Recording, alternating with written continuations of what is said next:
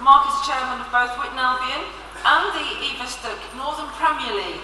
He's a former chairman of Altrincham FC, yay! Sorry, I have to get that one in. In his NPL role, Mark is responsible for the sponsorships and the development of commercial partnerships, and the NPL itself was awarded FA Charter status in 2012. On my far right, we have Chris Cooper. Chris has supported Hull City AFC since 1974. Although excelled in Manchester, he could have been excelled somewhere worse than that, couldn't he? He goes home and away, a founder member of the City Till We Die group. He's passionate about sport and currently serves as the chairman of the Manchester Aquatic Centre diving team, also on the board of the Manchester Institute of Gymnastics. He's an entrepreneur, works in the field of business improvement and private equity, and has very strong views about how football must be made sustainable and true to his customers, and I can vouch that he has got very strong views. Just very briefly, I'm Jacqui Forster. I joined Supporters Direct as a member of staff 11 years ago, but I did attend Supporters Direct conferences as a punter, like yourselves, prior to being a member of staff, because I used to represent the Altrincham FC supporters group. I've been a fan of Alti since I was 5. I'm a chartered legal executive, and I manage the legal function. I do the training, the regional meetings and rugby league, as well as casework in England and Wales, and I've got a background in local government and trade union activity. So, without further ado, what I'd like to do first of all is just set the scene, what we're here for. Club identity, I think, is very important to all of us. We all identify with our club's traditional values. We've had various cases recently. We've had Coventry City move down the road to Northampton. We know the story, and I'm sure you'll hear a lot more about the campaigns at Cardiff City and at Hull City. I don't think it's got anything to do with the word city in the name, but of course we can explain that as we go through the session. But what we're looking for today is we're not looking to have a whinge and a moan and a statement about this is wrong and that is wrong. Let's listen to what Greg Dyke said, in that he wants positive solutions. Let's have a think about positive solutions. What I'd like to come out of today is something that we can take away, that we can bundle up, and we can put to whoever you think we should be putting it to try to protect what we see as our club's identity. We all have, as the lady from Cork said, what is good about us is that we have our competitors and we compete with other teams, and they're in a different set of colours, and they've got a different name and they've got a different location, and that's what makes it great for our country. So I'd like to ask if Kieran Donaghy's here. Kieran, can we get a mic to Kieran, please? Do you want to stand up, Kieran? While we're waiting for the mic, Kieran's going to put a question. It's your question 2, if you don't mind putting that one first. If you get a chance to speak, could you please say your name, which organisation you're from, and could you stand up, because it's easy for the people with the mics to see where you are, particularly if we're a little bit stretched out. Kieran. Kieran Donaghy from Newcastle United Supporters Trust. My question is, seeing as how the FA have demonstrated that they can intervene in cases where private investors attempt to change the club's identity, such as the attempts to rename Hull City, what more can our national governing body do to protect our club's identity? Thank you, Kieran. Would one of the panellists, Chris, would you like to take that? Yeah, I think from the experience we had with City Till We Die, I think they can do a lot more.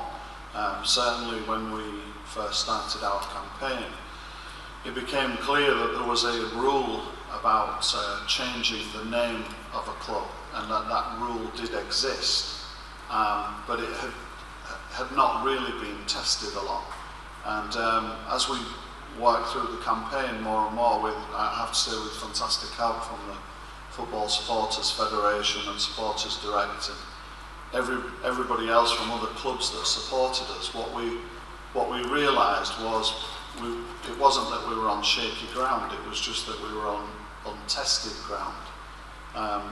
And I believe that, you know, that football is an industry, no getting away from that, and the industry regulator is the FA. And what the FA needs to do is have a look at all of the rules that they have that haven't been tested, and at least define them, because we would have had a lot less heartache and a lot less trouble, and some of us might have had a lot more sleep and time to do the day job all through last season if that had been defined. So I think my initial answer to that would be they could do more, and they should see themselves as the regulator of the industry. I'll pass this over to Clive. I think there's some interesting points there from Chris, but what do you think that could come from government or from political persuasion to the FA, to the football leagues and to the clubs? Well, I think first and foremost that the FA's got to put the proper structures in place and proper procedures. It's not reactive to a situation like this. Chris has just said that this area of the regulations hadn't been tested before. And so I think that sitting down and talking to fans, learning about the things that fans are concerned about, and then trying to ensure that fans are empowered to be consulted. We can't have a set of rules that says that nothing will ever change, that a kit will never change, or even a name might change, ever in any set of circumstances.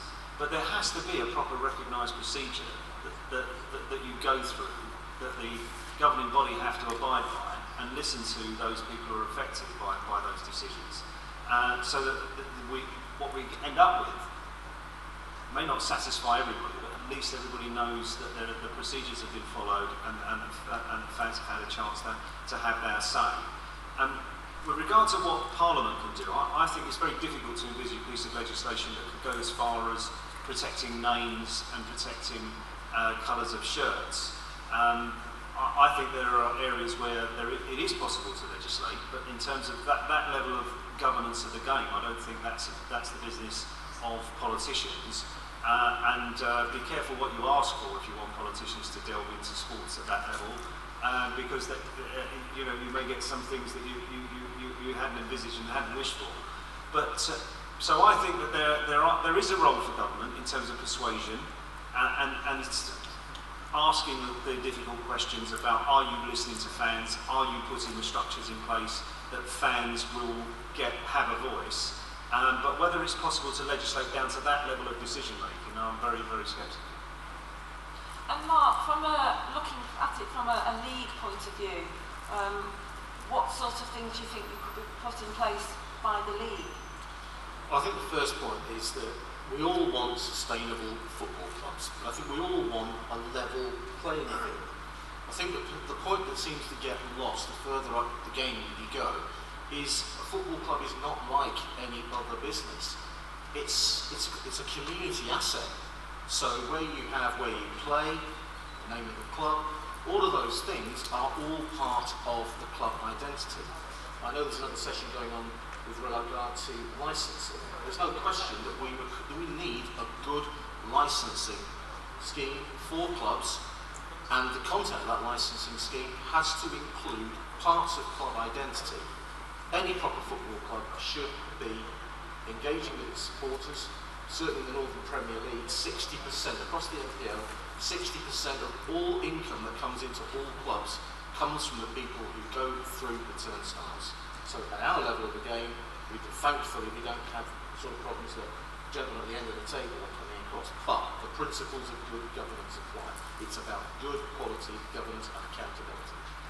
Brian, from a case of Cardiff City, you had a total lack of consultation with the football club. Yes, that's right. The owner introduced this big package, which was a 100 million investment, but it also involved changing the colour of the shirts from blue to red. He didn't consult with the fans at all. He just introduced this, and 2 years on, there's still no consultation. We're still no further forward, and we're still playing in red. 85% of our fans initially wanted us to play in blue, but half of them accepted it because, well, who's going to turn down 100 million?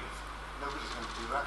But eventually they saw through it, and now 85% of people fans want us to play in blue. And one of our fans has designed an alternative blue shirt, which is on display somewhere. And in 3 weeks we've sold over 2,000 of those. Okay, and the sales are going up daily. So this is really what my concern is that we need to bring in a system where fans should be consulted before any significant changes are made to their football club.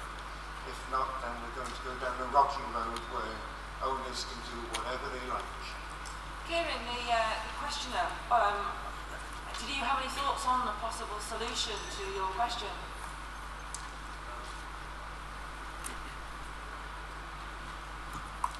Well, just to refer to a point that was made in the earlier session about how the FA have effectively showed weak leadership, and that's part of the problem, the wider football problem that we see in a regular basis. Is I would just like to see a little bit stronger leadership from the FA. They have demonstrated that where the rules are in place, they're not afraid to enforce them.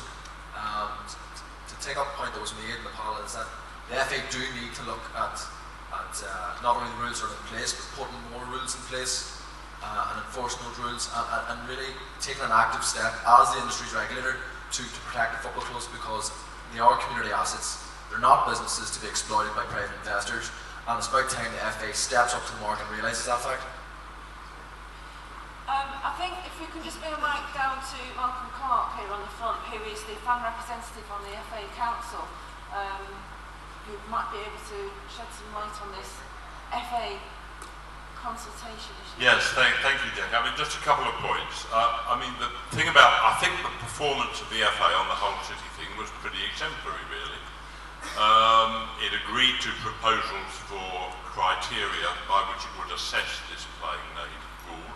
It applied those criteria, which, as I said in my opening comments, involved taking account of the views of supporters. The membership committee unanimously rejected the owner's proposal. We had a little bit of a surprise at the number of council members that actually supported it in the full council, but most of them did so using criteria which the council hadn't adopted. But even so, it was still a big majority against, and I've taken that up now with the company secretary to say that where the council has an adopted criteria, council members should be reminded that they must assess it against those criteria and not any other factors that they particularly think. So, in all honesty, I don't think you can criticise the FA on the playing name issue. But as the last speaker said, the challenge for us, and this is what we should do, is to write the rules that we would like to see introduced on club heritage that cover other issues. And I will route those through, and we'll see where we get to. Say, it's okay to say you should show stronger leadership. We need to do more than that. We need to say, this is the rule that we want on grounds, this is the rule that we want on colours, or whatever the other issue is. And that's, I think, the challenge that we should now do. Just a quick comment on what Brian said. It is a problem for us, isn't it, when owners offer to put in large sums of money that then divides the supporter base. Because we in the Football Supporters Federation had formal complaints about people who opposed the colour change going to a meeting where they said they were intimidated and threatened by other supporters who said effectively what you said, look, this guy's putting in all this money, you shut up. And I think we're deluding ourselves if we don't realise that that was a reality in Cardiff and other places, where the supporter base is divided, as it then was. Whether it now is another matter. Then I think it's an issue that we can't shy away from. Thanks for that, Malcolm. I'll throw it open to the floor. Has anyone got any comments on this particular question? I'll remind you of the question, seeing as how the FA demonstrated it can intervene in cases such as attempts to rename Hull City, where private investors attempt to alter the club's identity, what more can our national governing body do to protect the identity of football clubs? Anyone got any comments on that? Rick, down here. Hi there, Rick Knight, Leeds United Supporters, FSF National Council. I hesitated to go for the mic because John Beach was in the room earlier, who is the author of the 3-season model of a football club. Club as company, which is the business, construct, which is the bit that fans really care about, your history, your colours, your name, what you've done, all the things that the fans really support, not the business. And then there's the club as crew, which are the players and the coaches who come and go, let's face it, they're not as loyal as they used to be. I think the issue here is owners buy the business. They think they are buying the heritage, the name, the colour of the club, and that is the problem. They should never be under the illusion that they're buying that. It shouldn't be on the table. It shouldn't even be something that somebody who comes along and says, I'll put enough money into this club that the fans will have to vote for what I want. It shouldn't be available to them. We should take it out. I wasn't sure to go to the licensing meeting on this one, because I didn't know where it was going to come on. But there's no reason why the license for a football club, the golden share if you like, shouldn't include in it. You can be Leeds United, but you have to play in Leeds. Not Bradford, not York, not Milton Keynes. You can be Coventry City, but you have to play in Coventry. You can own the business of Hull City, but you cannot change the name. And it shouldn't be a question of, can I pay enough to persuade the fans to agree to it? Because somebody will come along, some egotist, and throw the money at it and think he can do what he wants. The point is, he should never have the option in the first place. We need to take it away. They can buy the business, but they cannot buy the club as construct. That's where we need to go. Yeah, I think that's absolutely spot on. I think anybody who runs a football club, you're a guardian, because the football club endures. The people who are there after managers, players, chairmen, directors, it's all of you, all of us, those who are fans. So I think that's absolutely essential. There's a thing called the directors and owners test, which is perhaps the biggest joke in football. Tick this box, are you against it, yes or no? And obviously even if you tick yes, you seem to get it. So, you know, we all, I think there's a good old-fashioned northern phrase, if it oinks and it smells, chances are it's a pig. And I think I'm not suggesting that the chairman of Leeds is but that's what it should be about. It's a privilege to run a football club, and people need to demonstrate when they own and run football clubs that they are the right people, because these are not businesses that you can just move around. Changed at the training ground. We noticed that the name of the registered company was changed as well. So everything was being changed to Hull Tigers Limited, and we even went to a fans liaison group meeting and asked, is the club's name changing? And we were told no by the then chief executive. No, it's nothing to do with that, it's just the company name that's being changed. So when all the if you like, the corporate branding starts to be moved in any way, start sharpening your pencils. You're looking for early warning signs, and I can tell you where I was with. The Malaysians came in, very nice people, very polite, and they looked as if they were going to take us in the right direction. But then unfortunately they introduced Van Gunsentan into the club, and the man just doesn't get football. And we actually made the statement that our goalkeeper doesn't score enough goals. So this is where we were going. So the early warning sign is a total lack of consultation. And if you get that situation, you know you're on a very rocky road. And as I said, after 2 years, we're still no further forward. Can I put a plug? I think you've already gone down this road, but listing the ground as an asset of community value under the Localism Act is at least a trigger to let the fans know. If you're a community group, it don't have to be a supporters trust, but you need a group of 21 or more people to demonstrate that you are a community group. Go look on your local authority website, find out how you do it at your local authority. We at Supporters Direct now have 25 examples of listing sports stadia in all sports. It's not just in football, because we cross many sports. We can help you. We've got some templates, we've written some great stuff. So if you need any help, whether you're a member of Supporters Direct or not, come to us, because we are now the leading organisation for registering status assets as community value. I know that you've already gone down that road, but that is that's one of the things that you can do as an early warning sign. Register your ground, and then you will at least get notified if it comes on the open market. Can I just say, because I think we need to go a bit further than that, because registering as an asset of community value, absolutely right what Jacqui's just said. But it gives you 6 months in order to buy the ground if it comes up for sale. And usually that comes up for sale linked to the club and everything else. So for most fans groups, that's completely So what we have said we will do is we will change planning regulations so that football stadia are treated exactly in the same way as we treated school playing fields under the School Standards Framework Act, which we brought in 1998, which ended the sale of school playing fields because there was a criteria you had to go through to demonstrate that the playing field was no longer needed as a playing field, and we stopped the speculators coming in and trying to buy it. So what this would mean is that you as a bona fide supporters club or football trust could register with the local authority and become a statutory consultee over the planning process.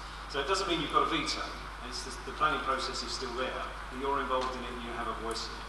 And the assumption is that the stadium will have to stay as a stadium as long as there's a need for it, demonstrable use for it, and that there is no development of it unless there is a like-for-like replacement, or in some circumstances where there is a partial development with the view that the money that comes from that development is not for someone to trouser and walk away and make a load of money, but to reinvest in the remaining facilities so they're enhanced and improved. And that's exactly the process that we brought into school playing fields.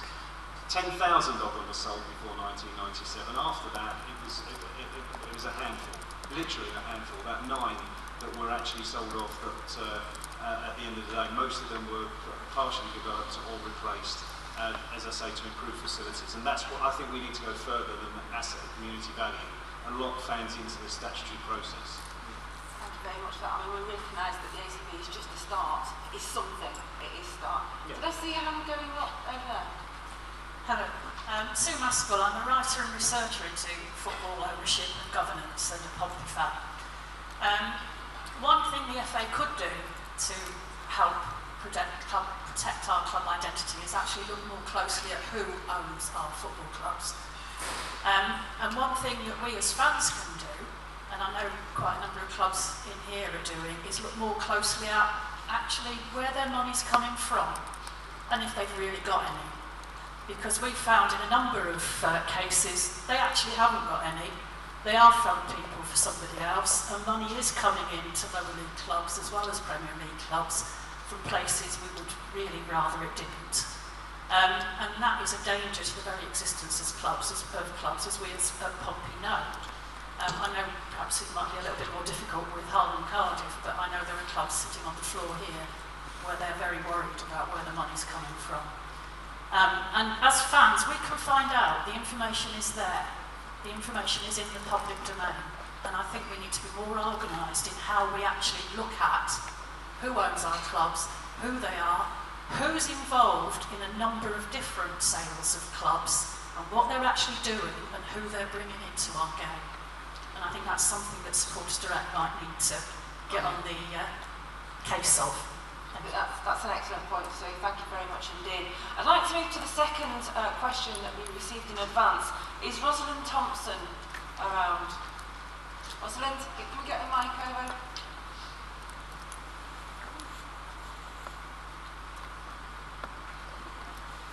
Rosalind Thompson. I'm an Arsenal and Barnet supporter. I'm not affiliated to any football club association. I've got a slightly academic question actually. Just thinking about how Barcelona, its identity is shaped by Catalan nationalism, and how AFC Wimbledon was formed by the rubbish that went on with MK Dons. How much would you say a football club's identity is enhanced by threats from capitalism and politics? Thank you very much, and I'm very glad that in this session we've had plenty of women who are actually talking.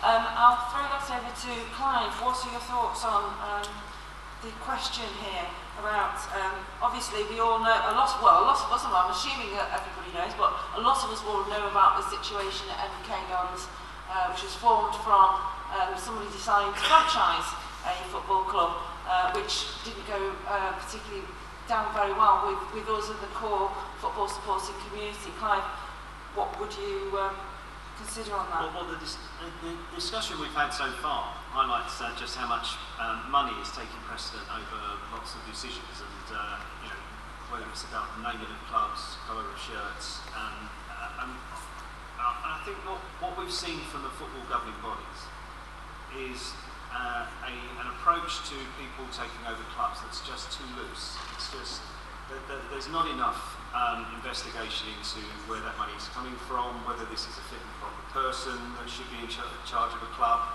I think Portsmouth is an example in point. You know, if you just looked on the FSA, the Financial Services Authority website, as the man who tried to set up the bank, and the FSA said that virtually none of the evidence that he had provided to them was reliable. I mean,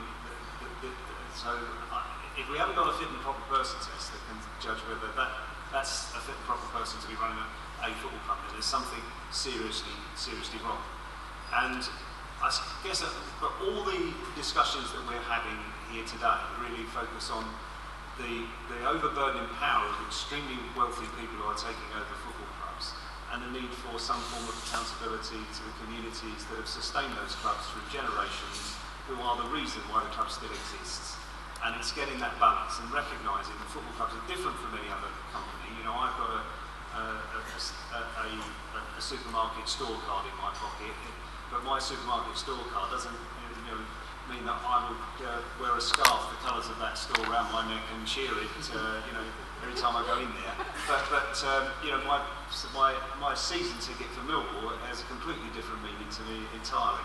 And there is a different relationship between clubs and their communities and their fans, and it's the difficulty for legislators or for governors of the game is how you treat them as a separate entity from a supermarket or any other company.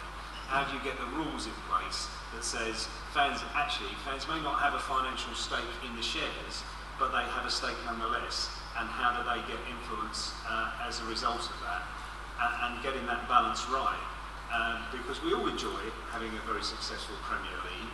I think that the Premier League needs to do more for grassroots sport and ignores that at all our perils. But at the same time, there has to be a balance between attracting in that finance that creates the Premier League, the ability for the Premier League to compete at that level, and the need for us to have a proper accountability for those clubs, and to be able to rein those clubs in where the future of that club is being gambled. Rangers in Scotland probably is one of the most outrageous examples where we've seen the future of the club absolutely blown away because they chased a dream that really auctioned their future, and they paid a heavy price for it. We must have a system in place that says to these people that you may be almighty rich, but actually there is a limit to what you can do within within football, because when you walk away you can leave a disaster behind. I was just wondering, Ryan, no Max, I was wondering whether you wanted to make a comment, given what you said in the previous session with regard to the Premier League. I wondered if you wanted to just put something into the debate here. Well, one point that strikes me as I listen to the speakers is that one of the reasons, the sort of undercurrent reasons, of why people seek to change the name of established organisations is the Americanisation of our culture, largely through electronic communication. And it seems to me that we are vulnerable, unless we guard against it, as we're trying to build up a case to guard against it here, we're vulnerable to a whole new lingo being brought into the game by these wretched computers and tweet boxes and everything that go all over the world. I'm a total abstainer in that respect, and I like the English language as I knew it and as I understand it, and I think that we lose that at our peril. Thank you, Brian. Brian, as our former managing director of Supporters Direct, we are here because of Brian, very much so.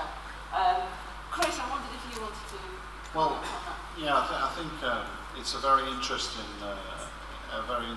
question, because the precedent for our situation, if you like, we found one in Red Bull Salzburg. So FC Salzburg was taken over, and over a period of months was turned into Red Bull Salzburg. I don't know if any of you are aware of that, if you've ever seen their shirts. It's got a nice Red Bull logo instead of the old historic badge. And really, and to give, you know, as Malcolm said, the credit to the FA, at least that genie wasn't let out of the bottle. But I think this is a problem whether we have a sporting club model or whether we have a capitalist model, because the reason that football clubs are different is because they enjoy an emotional monopoly. It doesn't matter how terrible the product is. You know, the product on the pitch, and as a whole City supporter, the product was terrible for many, many years. You still keep going. You don't exercise, you know, your normal economic choice. And as a consequence, that doesn't matter whether you're a sporting club model or not. I was, and say all that to our friends from Espanyol. I celebrated promotion with the fans at Evo-Stik at the end of this season. There was 160 of us in the ground. This was a ground that was completely redeveloped with UEFA money and with EU money for the European Championships, and almost half empty, well, less than half empty in terms of one section of seats. And yet, those fans of that club said, it'll be full next season because we'll be in the Premier League and it will be full. So we have to recognise that whether we like it or not, the supporter base is changing. You know, the fan is short for fanatic, but we're being replaced by consumers, day-tripping fans who will go and spend in the club shop. So it's a problem whether you're a sporting club or not. I think maybe some of our European friends here might have a view on that as well. The guy in the black top, Andrew's making his way around. It's funny you've spoken about Boa-Vista because I'm from Portugal, so I can talk about that case. And Boa-Vista was relegated to corruption matters, and as you may know, but the reason that I'm talking is about because we're from Portugal, and even in Spain we have different models. We're sporting clubs. So, and this is related also with the first point. But one of the things that makes me concerned about protecting club identity is that I look to you and I see an example, because I know what's happening in many clubs in Europe, and I know what fans in Portugal want to happen. People look to Manchester City, look to Chelsea and other things, and they just say, okay, let's bring the Arab guy, let's bring the Chinese guy, that puts the money. I don't care if we are called sporting or if we are calling the green and white lollipop guys. This is the mentality in Portugal. Currently, this is the mentality. So it's weird for me to come to these summits and see you wanting to come to my position, and I'm here, and I want to stay here, but I have all the fans behind me in Portugal saying that, no, I want to go there. You're crazy, and I always say, you're crazy. Because you don't understand the golden opportunity that you have. And for people to understand what currently happens in my club is like this. In Portugal, we're all clubs, member clubs. We may pay monthly fees to support our club, and in professional leagues, the league says, no, you need to have a company to play in the professional league. And my club, in their statutes, says, okay, our club will always be named like this. If you want to change it, you have to take to an AGM. Our stadium will always be named like this. We have had two different stadiums. When we brought down the previous one and brought up the new one, it kept the same name. Even our statute says Sporting plays white and green stripes, black shorts and green socks. If you want to change this, you have to go to an AGM to change it. It's all in the statutes. And the last point is, once the league says that we need to have a company due to tax reasons, accounting reasons, responsibility reasons, our statutes say, okay, any company that we constitute or either we buy, for instance, we have one company.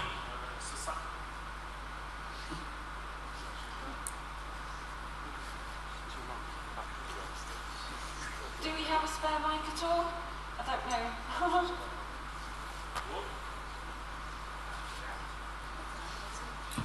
Okay. We have one society that's called Sporting Clube Portugal Anonymous Society. Sporting Anonymous Society.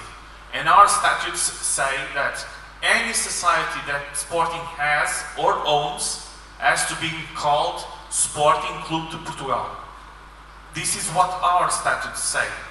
And going to what we said in the first point is, what can the FA do to prevent the American model, like we see in NBA and NFL and HL? You know, you have the Bulls, it can be the Chicago Bulls, or the next year it can be the New York Bulls or the Alaska Bulls or whatever.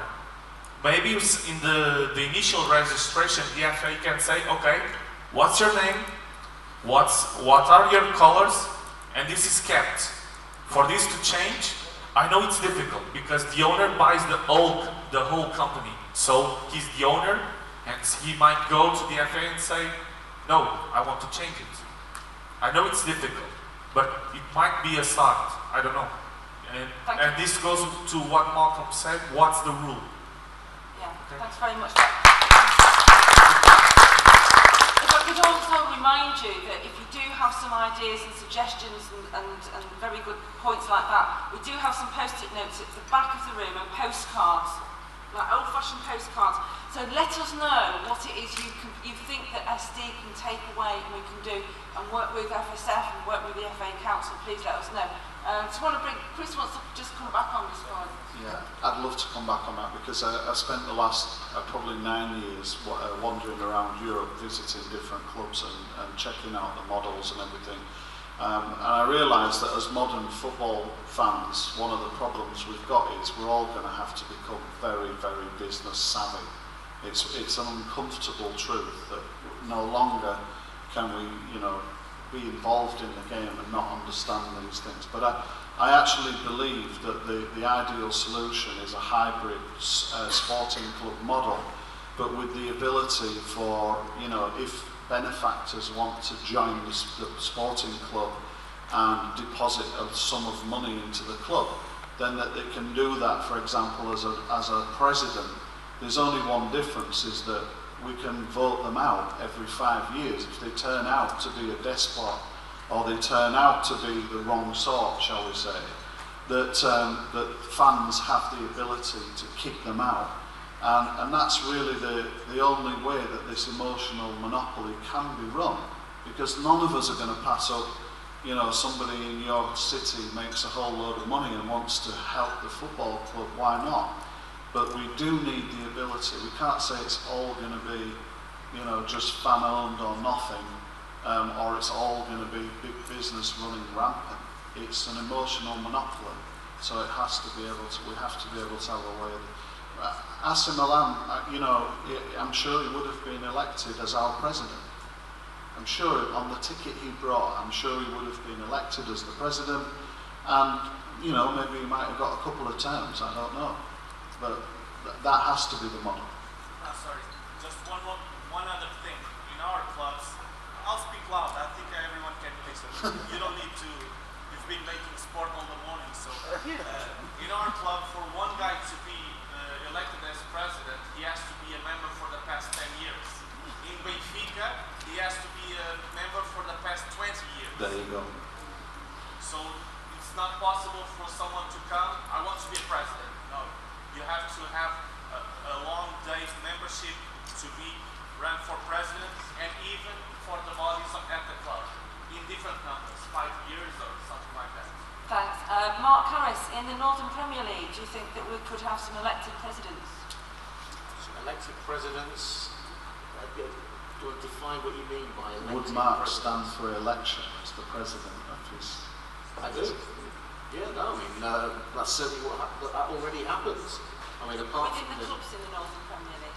Yeah, I mean, I think the reality is that at non-league level, because the owners and directors are hopefully closer to the fans, because at the end of the day, why would you spend your money on non-league football? Because you certainly don't get it back. But at the end of the day, why does anybody want to run a football club? Because you actually do want to put something back. Personally, I'd like to see a rule imposed that actually people who give money to football clubs, unless they are for capital projects, you shouldn't be able to put them in as loans. You shouldn't be able to. If I decide I want to put £60,000 into win the league, I shouldn't be able to get that back. It's not right. And from a league perspective, what we want is a level playing field. In terms of being president of the Northern Premier League, I have to stand every year. I'll just take a question from Phil. If you've got a mic down here. Phil Bennett in the front here. Sorry, I happen to know most of you. Come across you at some point. Phil Bennett, Stafford Rangers. Hello, Phil. It's the question you just put there about loans. Our club has got a facility where an awful lot of the directors have paid money into the club by means of loans. One, thankfully, has now come off the board, has turned his loans into a gift. But we've got a problem at the moment where the ex-chairman is demanding his loans back. The snag is that loans to be demanded back could eventually fold the club. So I was interested in your comments about, because we as fans agree that anybody giving money to a football club should be a gift, it shouldn't be a loan. Why would somebody, as you say, give money to a club and expect it back? Unless there is ulterior motives, such as the ability to close down that club. Now, we're not talking massive numbers, we're talking only £80,000.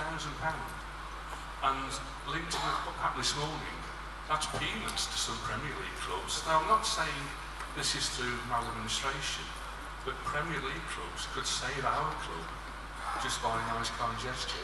But I'm interested in your comments there about loans. So, thank you. Just to come back on that, Phil, I mean, your football club, Stafford Rangers, is rich in history, and I'm sure that you will come back stronger than you have been of late.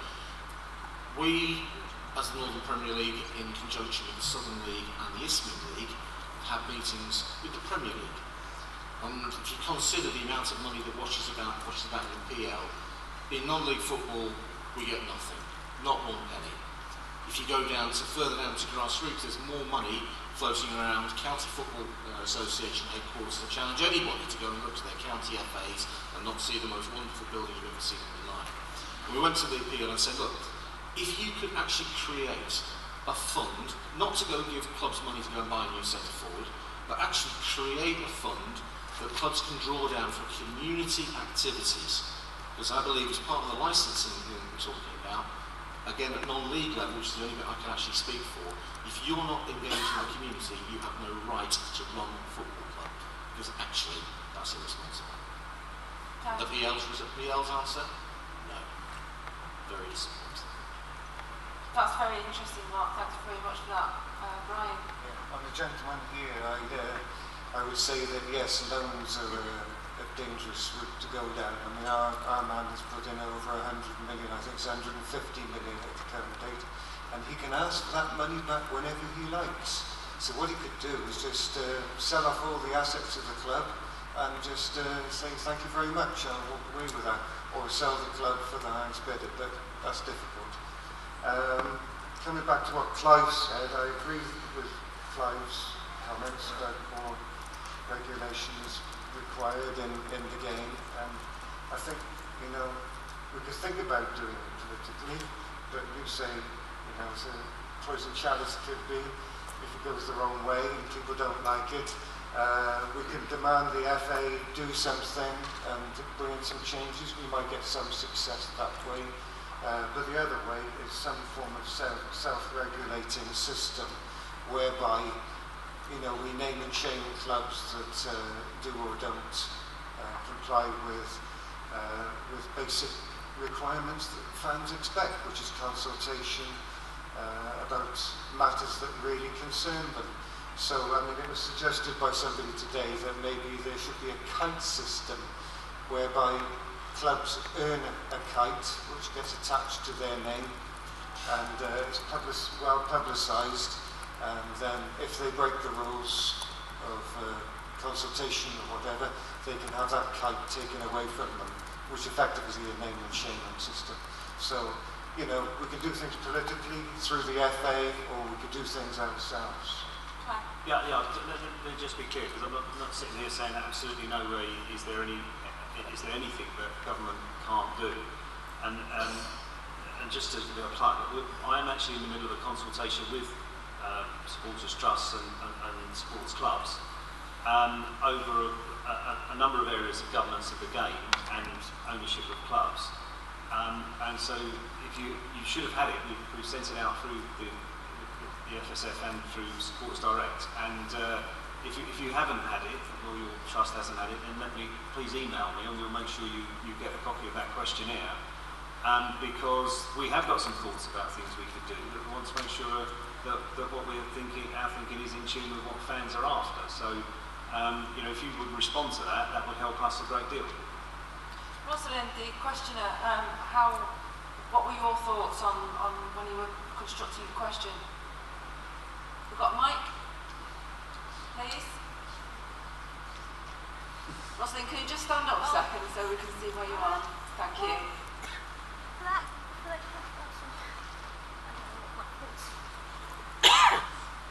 Well, I was just sort of thinking about identity, and there's things like the examples of identity I could think of were AFC Wimbledon, which is a strong sort of club identity thanks to what happened with MK Dons, and also with Barcelona, which has a strong club identity because of the nationalism that's associated with it. So there's more to do with that more than that. Yeah. Okay, thanks very much. Chris, you want to come Well, yeah, I just wanted to come back on this kite mark thing. I must say I was in a state of shock earlier because as well as watching the inexorable rise of Hull City, I've also been involved in a sport that's gone from, to be frank, crap on the world stage to world class. And in the sport of gymnastics, we've gone from nowhere as a nation to where we have the FIG rated #2 gymnast. And I just imagine for 1 minute, imagine us saying, I don't care if we never send a British gymnast to the Olympics again. That's how far detached we've become from this sport. Imagine that. Imagine even contemplating that idea as a sport and fans of the sport. So what we have to do is things at a number of levels. Yeah, we do need a kind of national heritage, national trust type principles, at least enshrining in some legislation. And we do need clubs to be, you know, constructed around a model that better fits this emotional monopoly. But we as fans, we need to have something like, we have a gym mark. And the gym mark is, you would never send your kids to a gymnastics club unless it had the gym mark. You know, and that means that it treats the kids well, that it's got good coaching in place, it's got all those things. And we, as people in the sport, give that mark every year, and it can be taken away. So I'll tell you now, I go home and away to Hull City, but I would love to be able to say, I'm not going to that club. That one game this season, I'm not going because they don't treat their fans right. So actually they've lost their mark, and we as fans give them that mark. Nobody else. That's how we can come together and exercise some power in this power game that we don't seem to be able to play in. There's a gentleman there in the red top. I just wondered, because a few things regarding, I think the kite mark is a really good idea. But just going back to the listing heritage and all that, you know, I got just a building grade 1 and you buy it, you can't change it. Okay, it's slightly different, freehold, blah, blah, blah. Okay. But what about, think about ACV as well. ACV lasts, what, 5 years? And you have to reapply. Well, how long does a listing on a building last? And why is it different? That legislation was designed maybe more around 70 pubs. Perhaps there's, you know, scope for some stronger legislation about the heritage of the stadium that is the home of Cheltenham Athletic, for example, who play in red and white, etc. The FA's registration then says your registration is based on that. And if you can protect the name of a football club, you can protect other stuff. So there's a number of things there. It just needs to be joined up and done properly. You know, just do it. Stuart here, a little bit further forward. Vicky, just here.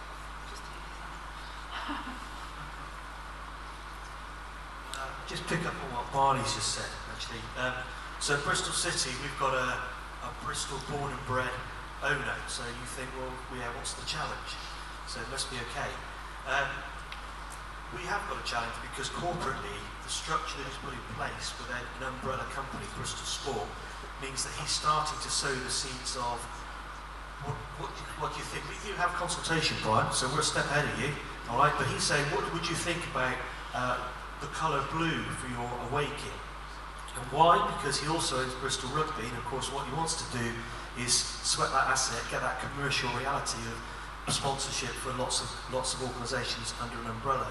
But just to take it to the point about protection and doing it at a local level, one of the things we've been looking at is, whilst we kind of trust our owner, probably more so than a foreign owner, what we're trying to do is say, well, what happens when that owner's no longer there? So we're doing a bit of preventative action, saying we want a form of words that we could legally get our current owner to sign up to that would in some way prevent a new owner from changing the identity assets of our football club. Now that's quite difficult, and when we posed this with our new chief executive recently, who had a previous experience at Nottingham Forest, he said, Stuart, you'll never do that. He said, because what will happen is if you get it legally into your memorandum and articles of association right now, the new owner will just come in and they'll just change it. They'll just completely change the mem and art straight away, and you won't have a legally sustainable solution to that problem. And I don't think we've talked about that. We've talked about what can be done at a regulatory level, at a government level, but we haven't really thought about what we can do at a local level at clubs. And that's just something, if anyone's got any experience with that legally, I'd love to hear from you. Thanks. I think there was a situation, I don't think, is anybody here from Luton?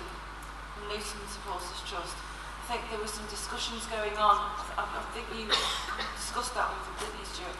That we're looking at doing something similar, but I think that that's the issue. It comes down to the heart of it. Most of our clubs are private limited companies, and how do you actually achieve something that isn't going to be changed in a memo and art? Now obviously shareholders in our clubs, if we've got enough shares and we have a say, just one share in your club gives you the right to turn up at your club AGM. Obviously there are thresholds to achieve to have more of a say. I think it's 25 plus 1 that allows you to block any change to the articles of association of your club. I think 20% ownership gives you the right to call an EGM of their company. So there are rights there. So obviously what we've been banging on about fan ownership within clubs, that is part ownership, that is ownership through shares. I guess your representation on the club board can help towards that issue. I'm aware that we're fast moving towards the lunch break now. Just wondering if anyone's got any further points that you just want to bring out. And obviously, as I said to you before, there are post-it notes and postcards at the back to leave some of your ideas. Please let us know what your ideas are, that we can campaign on your behalf. Have you got any further contributions? No. Well, I'd like to thank you very, very much indeed for coming to our workshop. I'd like to thank all the contributors from the panel, Chris Cooper, Brian Mertens, Clive Efford and Mark Harris here. Thank you very much indeed for your time, and have a wonderful